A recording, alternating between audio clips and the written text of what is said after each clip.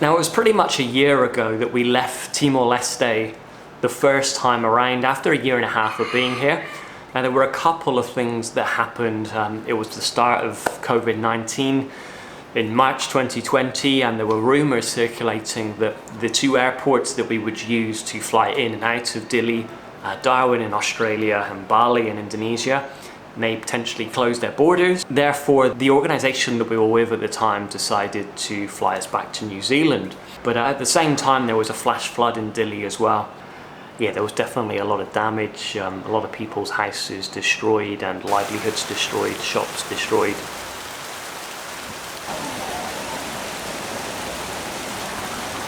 Crazy, crazy times. And so I was living in a different house at the time, next to a river, and I was home. It was kind of late afternoon, early evening, and I was in the kitchen, and we've got a back door in the kitchen. A little bit of water started to come in, and I thought, okay, I need to put down some towels. Obviously, it had been raining for quite a while, but often did, and never really caused an issue. But then I walked into the living room, and the front door, there was a lot of water coming in, and it was very dirty, brown, smelly, muddy water. The river just outside our house had burst its banks, and the water was flowing into the compound and every other compound all over all Dili, every house, shops and so on. The rivers were bursting their banks all over the place. And so I started to quickly, frantically run around the house, picking up everything I could to get it onto higher ground. All the electronic goods that we had, laptop cameras, 3 kittens which went on top of the wardrobe, and they were sat up there watching what was going on. And then quickly the water was up to a foot and a half high, and I thought, okay, now I need to get out of the house. Went to open the door, and so much water against it, it was pretty hard to open, but then it just kind of gave away. And I remember at the time there were mice climbing up the mosquito doors here, and cockroaches. It was all pretty horrific. And then the water just kind of came flooding in. So I walked out into the compound. There were people frantically running around the compound trying to knock holes in the walls. So there were lots of concrete walls in the compound, and the water couldn't escape. So I joined the local family there to try and open up the compound, and we were pulling away sheets of metal and, like I said, knocking holes in concrete walls and trying to let the water go and move on its way down to the ocean. So we did that for half an hour, 40 minutes. At this point, it's kind of thigh high, very smelly, thick muddy water still coming into the compound. And also, getting lots of messages come through from the organisation I'm with, from friends and in Dili as well. Didn't really have time to check all those, as it was all very, very frantic. Eventually, anyway, the rain kind of eased up, the river kind of passed on through, and definitely one of the most traumatic things that I've probably ever experienced. Just that adrenaline and just the fight or flight, kind of go, get this situation sorted. And I remember after meeting up and everyone was sitting around eating and waiting, and I was just so buzzed but kind of on edge as well. Now, the day after the floods, we did take a bit of a walk around the city, and there was definitely a lot of damage. A lot of people's houses destroyed and livelihoods destroyed, shops destroyed, and the roads were pretty much unusable at that point, thick in mud, and there was a big cleanup going on. And that was definitely kind of quite inspiring to see that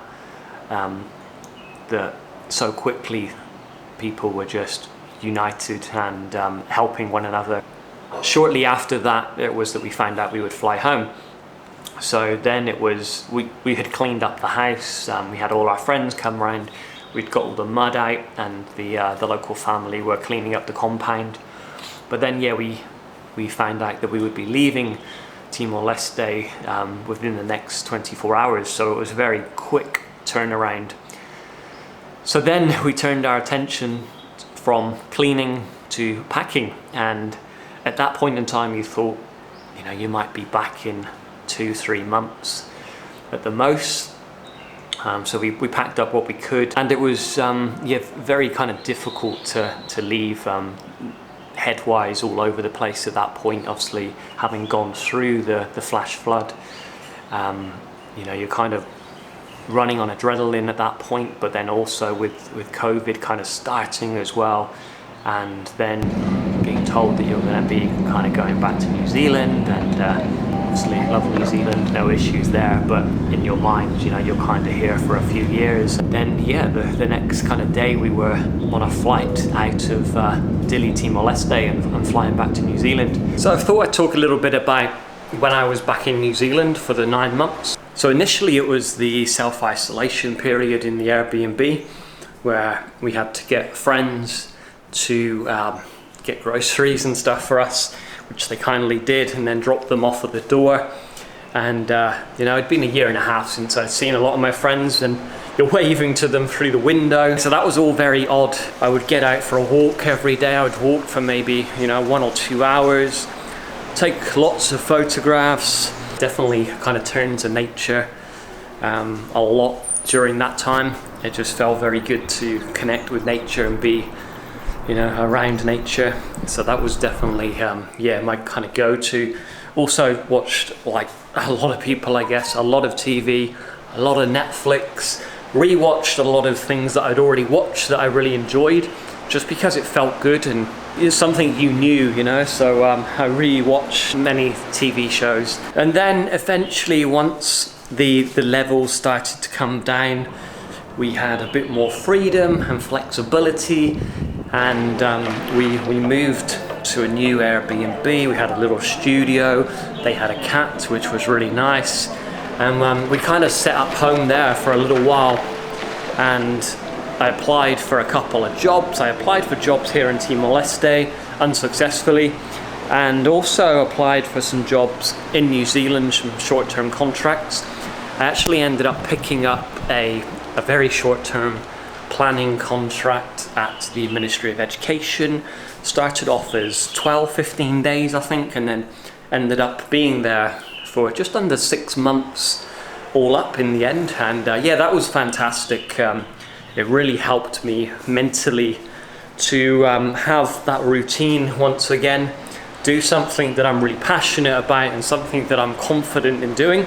And that was planning for a government department, which I've done lots of over the past 20 years, and had a fantastic team of people around me. So that was very good, I think, for the mind, just to have that routine and feel that bit of normality. Now during that contract, we also had pre-arranged a camper van trip in the North Island of New Zealand. Camper vans were very cheap. I paid like $300 for 3 weeks. And basically, yeah, we did a bit of a trip where we were catching up with friends from overseas that now live back in New Zealand. So we caught up with our friends from Bougainville, Papua New Guinea, and we caught up with friends from here in Timor-Leste. And yeah, it was really nice just to kind of cruise around, but it was a bit of an odd trip in terms of, you know, the anxiety levels were so high at that point. Definitely a bit of an odd feeling around New Zealand at that point still. So it was almost a relief to come back to Wellington and then continue with the contract, continue with the work and that routine once again. And then eventually, around the 8-month mark, we managed to move back into our own house, and that was fantastic. That was one of the best periods. So we had lots of DIY projects that we could focus on, the things that we'd wanted to do for a long time. So yeah, we really got stuck into the garden and the house. And then we found out that my partner Ash had got a contract with the INGO that she had been supporting whilst here in Timor-Leste, but also supporting from New Zealand. And so we were able to come back. And so suddenly then it was a whirlwind of activities to prepare to come back. As for many people, crazy time. Like I said, you know, anxiety levels were very high, which I'd never really felt before, but ever since that flood, anxiety was kind of through the roof. And luckily we had access to counsellors through the organisation that we were here in Timor-Leste with. Spoke to them a couple of times, but then also just gradually over time, as I reconnected with friends, as I did more and more exercise, as I moved into my house and settled and got that routine, things started to slow down a bit.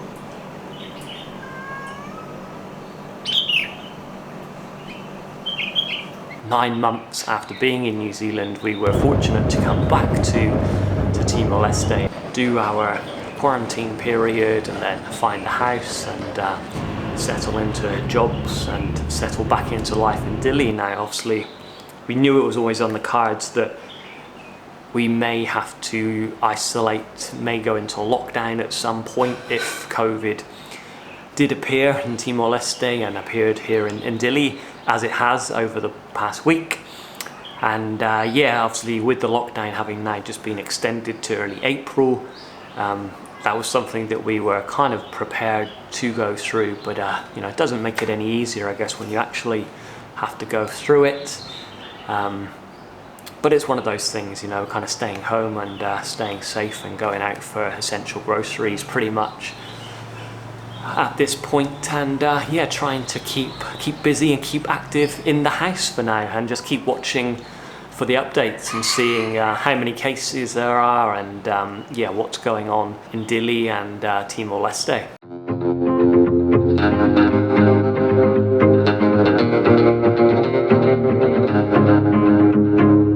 Yeah, thanks for letting me talk, and I hope you enjoyed the video. If you did, hit the like button, it really helps. Also, drop me a comment below and let me know what you want to hear about in the next video. I'll still be in lockdown, and yeah, keen to keep the videos coming and keep the content interesting. And also, if you haven't already, hit the subscribe button.